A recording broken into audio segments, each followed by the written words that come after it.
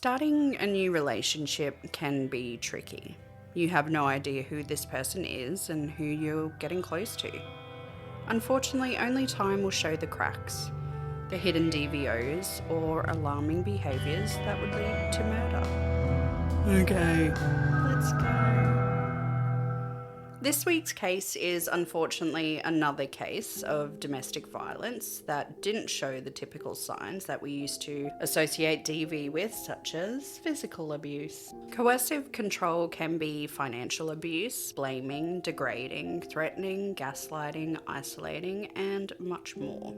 I do want to say that since I covered the horrific case of Hannah Clark, and since time of recording, which is currently April 2024, it is amazing to announce that coercive control is now considered a criminal offence, which can carry a maximum of 14 years in jail and will take effect or go into effect in 2025, which is a huge step into combating domestic violence. I do want to mention that New South Wales was the first to criminalise coercive control, and unfortunately we are still waiting on the other states and territories of Australia to make this a criminal offence. And today, before we start, I would like to mention that if you or someone you know is currently in a DV situation or you think they may be experiencing coercive control, please contact 1-800-RESPECT or 1-800-737-732. If you think you are experiencing coercive control and don't really know what that is, you can go to www.ag.gov.au. I will put the link in there because they've got little videos of like, what is coercive control? What does it look like? It's, a lot of info. Tara Marie Costigan is not just another statistic to the number of women dying due to domestic violence in Australia. She was a mother, a sister, and a strong-ass woman who, although didn't have the best upbringing, like her parents being around, she tried her hardest, yet unfortunately would be taken away from this world due to an insecure piece of poop who we'll get into later. Born on the 19th of August 1986 in Canberra, Australia, court documents stated that Tara's father died when she was 7 and that she was estranged from her mother. Growing up, she would mainly be cared for by her grandmother and her father's sister, who was pretty much her mother figure. Tara also had a younger half-sister by the name of Ricky and a half-brother called Derek. Tara was in one prior relationship, and from that relationship she would have 2 boys, and her first son she actually had at the age of 16. Her aunt would say as soon as she became a mother, she changed. The motherly instinct kicked in even at a young age for Tara. She wanted to provide for her kids and would work shifts as a carer, and at one point she even had 3 jobs just to give her kids the best life she could. Tara met Marcus in 2013. She was 27 years old and he was 38. Looking from the outside in, I think this relationship may have been one of those love bombing at the start. Ye old love bomb. We've all had one of them. Tara was in awe of Marcus. Tara's family would say that at first Marcus seemed like a really nice guy and everyone thought he was. They clung to one another or gravitated towards each other, and people would mention that Tara would always be sitting on his lap and she seemed so happy, and so did Marcus. Marcus was very much a PDA type, which is public display of affection. He liked to hold hands and was very attentive to her in public.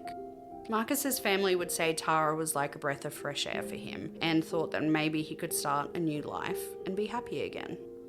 Marcus came from what can only be described as a normal family, and he also had 2 sisters. He was described as being good with Tara's 2 boys. He would take them fishing, canoeing, and even to go see the snow. Now, I know I haven't gone into much detail of Marcus, because F him, but there was mention of him being a brickie or a bricklayer, starting his own company but suffered a back injury at 28, which required surgery and steroids, and that he didn't have a good relationship with his dad. Boo-hoo, that doesn't make you an asshole. It wouldn't take long before Tara fell pregnant and the couple were beyond happy. They were going to have a little girl. Although social media showed the couple as being happy and in love, it wouldn't take long before Marcus's behaviour started to change, and he would become verbally abusive to Tara, and her family would start to notice. Tara's aunt started to notice the change in Marcus about 6 weeks in, and her sister Ricky made mention of some of the things Marcus would say, and I quote, "One fight he was cracking his knuckles and he said along the lines of, 'If you don't stop talking, that'll be the last thing you do.' He had threatened to hit Tara but never said that he would kill her, and both families knew of Marcus's behaviour. However, it was all verbal." Yeah, to that point. Tara had mentioned to her aunt that when he's good, he's great. But then he started to become paranoid and angry. One of the children would later talk about these nighttime rages Marcus would have. And I quote, "I put the pillow over my head, but I could still hear them. I put the blanket over my head, and I could still hear them." The arguing was non-stop. Marcus would accuse Tara of being a liar and continue to emotionally abuse her, and started to isolate her from her friends and family, which is always a huge sign of DV. It's a big red flag. On the blow. I also just want to mention that sometimes for the abused, it is hard to see the red flags that others can clearly see. Just 3 months before Tara would lose her life, she would end up sending a text message to her aunt, which told her she was undermining her authority as a parent and that Tara no longer wanted anything to do with her. And this woman was like her mother, so this behaviour was out of the ordinary.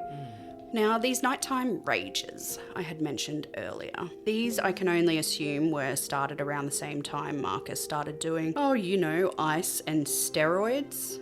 Roid rage. Not to mention, ice also makes you angry. So he was getting a double dose of the anger drugs. And these were his nighttime rages. Because Tara had been bullied into cutting contact with her family, she would end up reaching out to Marcus's family to try and get some help. Tara spoke to Marcus's sister and said, "I love the guy I fell in love with, but I don't like who he is at the moment." And apparently her sister was like, "Yeah, well, neither do we." I don't know the context of that, but it makes me a little mad. If you know your family member is abusing their partner who is pregnant, would you not be trying to step in more? I don't know, maybe that's just me. Maybe, or even if they're not pregnant. On the 20th of February 2015, Tara would finally reach out to her aunt and ask her if she could take her down to the police station so that she could get a DVO. Can I guess something? Does it happen, just because statistically it does, does she end up cancelling the DVO? No. Oh, that's No. good. Yeah. She was heavily pregnant and feared for her family's safety. Marcus and Tara had split up, he'd moved in with his previous girlfriend, and let me get into that whole thing shortly as well. Wait. Yeah. How long had he been with Tara for at this point? 2013? Yeah, 2 years. 2 years, and he moves back in with his ex from like 2 years plus ago. Oh, you just wait. Unfortunately, at the time, she was unable to continue with getting the paperwork together for the DVO because Tara went into labour and gave birth to a baby girl that night. Marcus would end up visiting his daughter twice in hospital, and I couldn't find out info if he was there for her birth or not. The first hospital visit, Marcus left after 10 minutes. He became angry or had a tantrum and left. The second day, their interactions were a bit better, and after 3 days in hospital, Tara returned home and Marcus went with her so that he could bathe his daughter. The following morning, on Tuesday 24th of February, Tara agreed to meet up with Marcus at a cafe. To no surprise, this meeting did not go well and they started arguing and left shortly after. Tara's family stated that although she no longer wanted Marcus in her life, she was never going to take the kids away from him. She wanted to get him help before he was around them. Because, taking drugs and all that, you probably shouldn't be watching the children. This is also backed by a text message that was sent by Tara stating, "I will be going tomorrow to put a temporary DVO in place until you get yourself some help.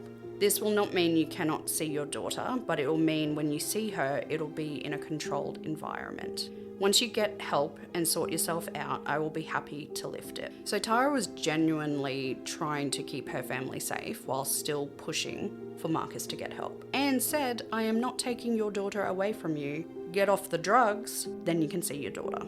Tara decided to get a DVO finally in place after Marcus accidentally sent an abusive text message meant for Tara to her grandmother instead. Huh? Yeah. How does one... Yeah. Is her name Tara the First? No. Tara? No. Sarah? Sarah? Mara? Lara? No. How the flip did he manage that then? Who knows, Dull? Who knows? And I wasn't able to find the messages. However, after Marcus had wrongfully sent the text and some words had been exchanged between other family members, because obviously they got involved, Yeah. Marcus wrote a little poem of sorts back to the grandmother. And it said, "Jingle bells, Nana smells, Marcus flew away. Forgot to stick his in a sock and now one's on the way. You conniving old bat." What? Yeah, and that's a nice little poem he sent them, just to show you the type of guy he is. Friday, the 27th of February, Tara attended the ACT Magistrates Court and obtained an interim DVO, with a court date hearing being the 27th of March 2015. The order that was put in place stated that Marcus was not allowed to threaten Tara or her children. It also prohibited him from going to her house, being within 100 metres of her, and was only allowed to contact Tara in regards to his child, and that he could contact her in writing in order to facilitate time with his child. Before I go any further, I just want to give you a bit of a background on Marcus and the lead up to the horrific day that Tara lost her life on February 28th. So Marcus, this amazing ray of sunshine of a human being, had a previous partner who became pregnant around March 2013. Now, do you remember when him and Tara got together? 2013. An argument was had, and this is where she decided to take a DVO out. So yes, this man already had a previous DVO against his name, and pause. I'm going to go on a rant, but I do not understand how there is nothing in place that can make people aware of a possible future partner, and if they have any DVOs against them or anything that could potentially harm you in the future.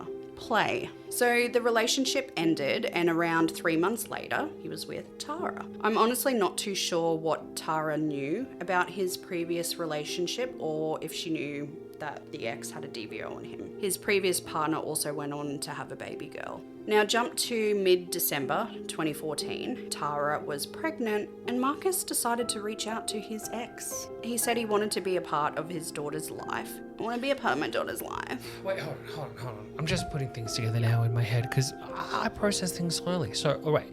So the person that he would end up moving in with again was that one that he got pregnant in 2013 that also had a DVO on him, but yet allowed him to move back in?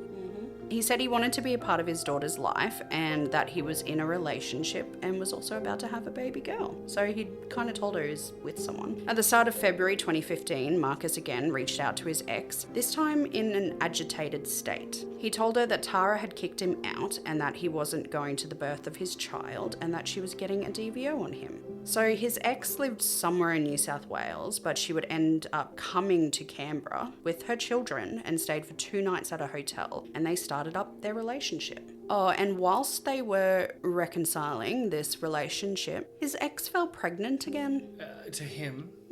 So just a quick little recap. Roid man gets woman pregnant, DVO, gets another woman pregnant, DVO, now back with first woman and gotten her pregnant, all while he awaits the birth of his other daughter. So 24th of February, his ex returns again to Canberra and stays in a caravan park. Court documents would show that during December 2014 to February 2015, he was messaging both women at the same time. Are you surprised? Look, Yay. this POS, he likes to hurt women.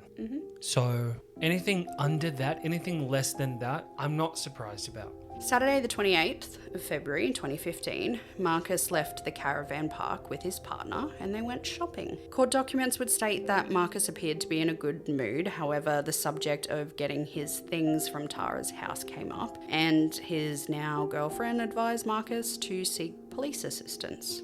So at least the current girlfriend, ex-girlfriend, whatever, was a little bit good in saying at least go seek police assistance. Like, don't just rock up to her house. They went down to the police station, and this is where Marcus was served with the interim DVO by Constable Greg Solomon. Marcus read through the order and asked the constable, how do I go about getting my stuff back? He advised that Marcus would need to go to the magistrate court, make an application to amend the order to allow him to attend her house with the police to collect his belongings. Marcus, as you can imagine, was not happy at all. He started blabbing on about how the only reason his ex got a DVO is because he has a new girlfriend. The constable stood his ground and was like, yeah, nah, to which Marcus responded in a way that all abusers do, the system's a joke, and he left the cop shop. She's just jealous because I've got a new girlfriend, that's why she's putting a DVO on me. It's like a new old girlfriend.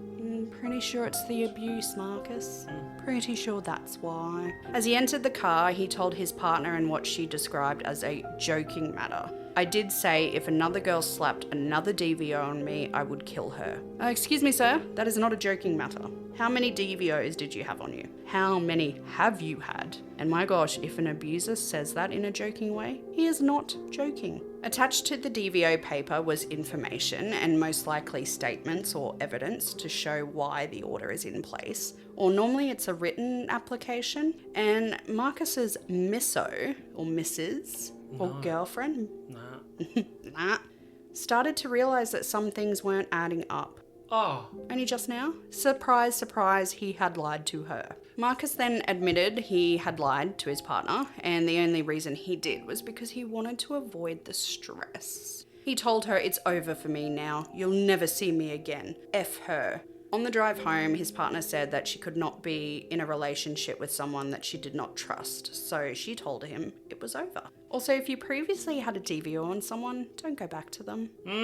Don't go back to them. They don't change. They can pretend they change, they don't change. Marcus threw another tanty and dramatically threw the DVO out of the car window. They arrived back at the caravan park around 2:30 p.m. Marcus said goodbye to his daughter and added, I'll never see you again. And then he looked at his now ex and said, do me a favour, always look after your children. Obviously being concerned for his mental health, as he kept stating he has no one and he's lost his daughters, Marcus went to a nearby toilet. My guess drugs, got into the car and drove off.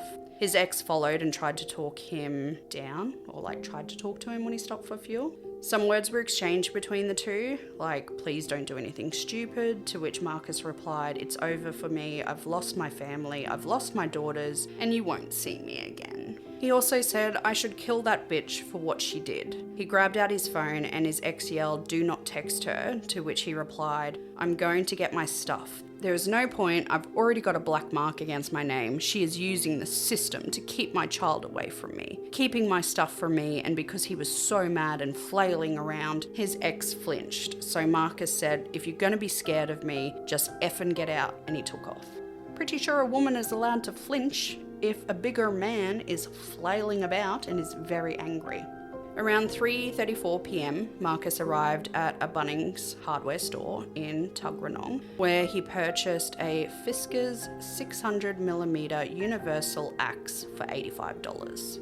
He then drove to Tara's house. Tara was at home with her 8-day-old daughter, her 9-year-old son, her 11-year-old son, her 18-year-old sister, along with the sister's boyfriend. Tara's brother was also at the house, as she was afraid that Marcus might show up now that he had been served the DVO. CCTV footage obtained from one of the houses near Tara's showed Marcus driving back and forth, casing Tara's house at 3:39 p.m, 3:40, 3:41, 3:53, 4:04, 4:05, 4:06. You get the idea. By 4:14, Tara's brother left the house, and Marcus's car was seen driving past another few times before pulling into the driveway at 4:25 p.m. In court, we find out that during these laps, Marcus had actually called one of his sisters. He was just angry, screaming, and out of control. She tried to calm him, but all she could hear was screams and the car revving. Then the phone went quiet. She could still hear the engine running, but no Marcus. She immediately tried calling Tara, but she didn't answer. Her heart sank as she feared the worst. At the time, the two boys were in the lounge room watching TV. Tara was in her bedroom breastfeeding, and Ricky, her sister, was chilling out in the garage that had been turned into a bedroom. Leaving the engine running, Marcus grabbed the axe and smashed down the front door. Ricky, her boyfriend, and Tara all ran to see what was happening. By the time Marcus was in the house, Tara was still holding the baby. She ran for the laundry door and was pulled in by her sister.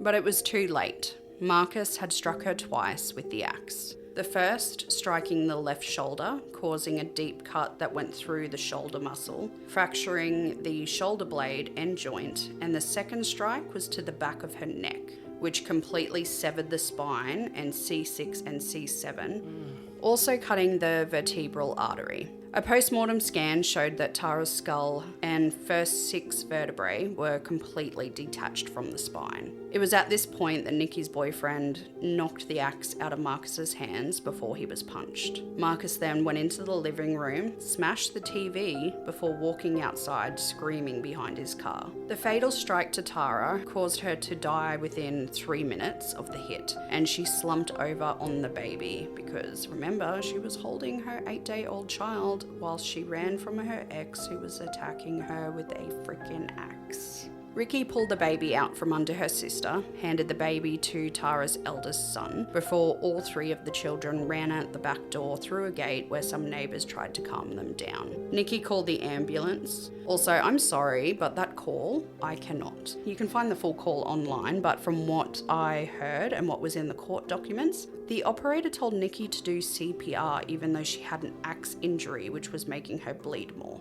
That's dumb.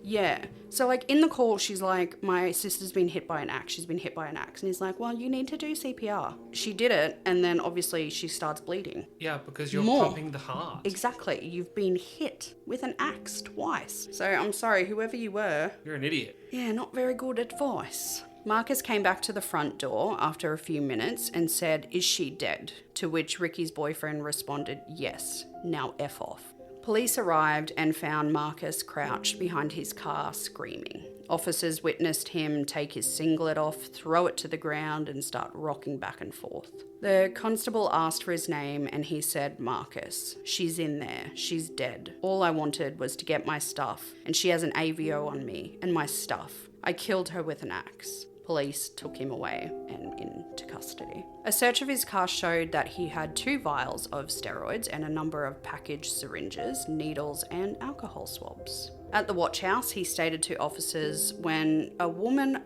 falsifies information to obtain an AVO to keep you from your child. But you killed her. Still the blame game. Exactly. Which a lot of them do. Always blame the woman. Police were obviously like, hello, watch what you say. And he went on with, she is playing a very effing dangerous game, especially when the guy's not right in the head. I think you guys hand AVOs out a little bit too effing easily. I'm sure more people have been killed because of AVOs. It's like a self-fulfilling prophecy, and he doesn't get it. Louder for the people in the back.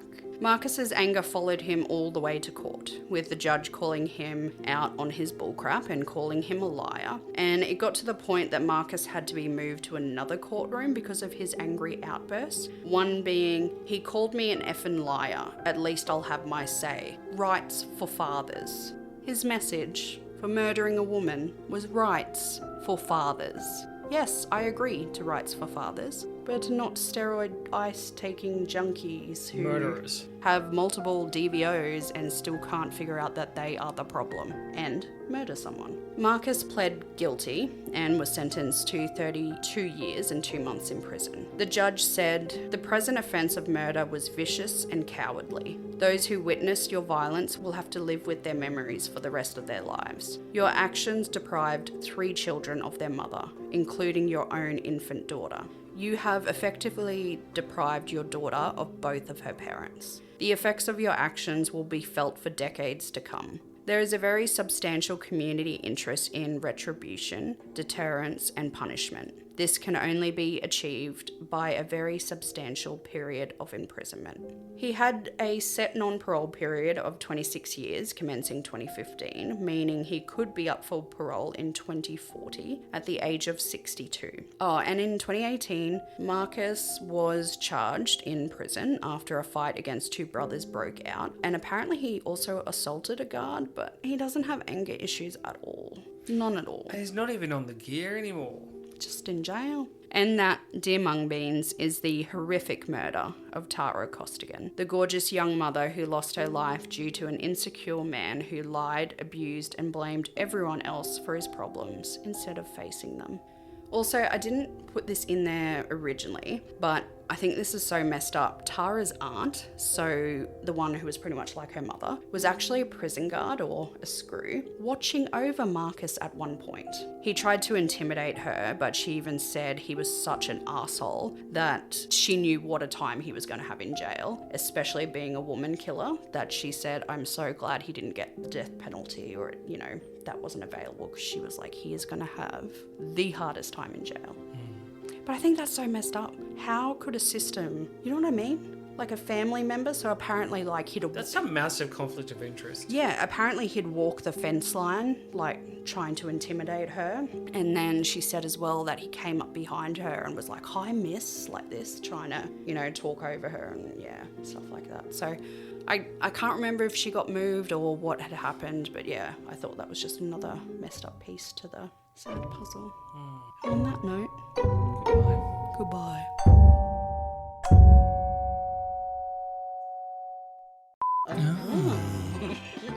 Who are you texting? You can text about it.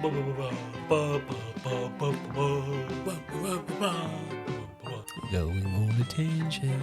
Going on a tangent. We're going on a tangent. We're gonna catch a big one. I'm not scared. We're too old to remember this song. Ricky! Ricky! You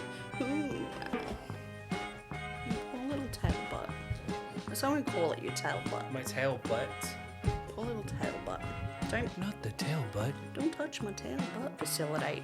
Fizzle Facilita. Pip pip. Pip pip. Fancy. She's a fancy girl. Smart you are. Clever girl. Aren't you smart?